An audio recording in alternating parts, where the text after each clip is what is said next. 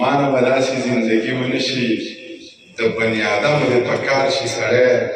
خو د بنده دې بندګي ونه شي بې ادبي د منزل ځکه نه کوم چې د جومات بې حرمتي ونه شي جومات کې به منبر ناست ملا خپله کیسه وکړه بهر د پیزازۍ سره چا خپله کیسه وکړه زما په غوږو راغله هوا خپله کیسه وکړه زه غلی پاتې نه شم چې ما خپله کیسه وکړه نو خبر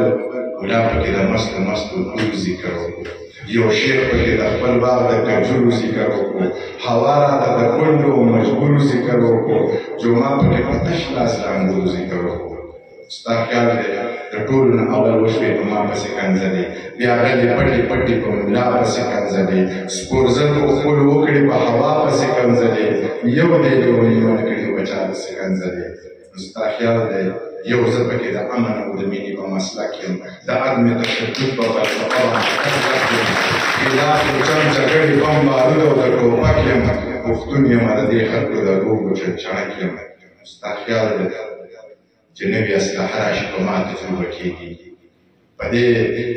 چې نوې اسلحه راشي په ما تجربه کېږي زما په دې کپره څه ویډیا تجربه کېږي پښتون یم په ما هره ناروا تجربه کېږي خو زه خیر دی زما به په رګونو کې سړه وینه وچېږي دا زړه به مې یو وارې بغاوت ته تیارېږي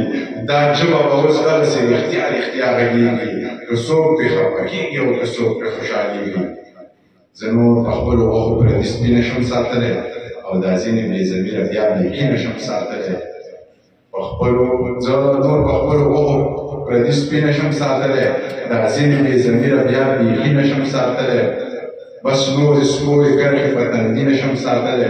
ژوند څه د ماتو بارو بار دی ویر مو په خال باندې په کار دی خان پکې خوار خوار پکې خان دی او چې زمرود یې پیداوار دی زه په هغې وطن کې لوبې تېروم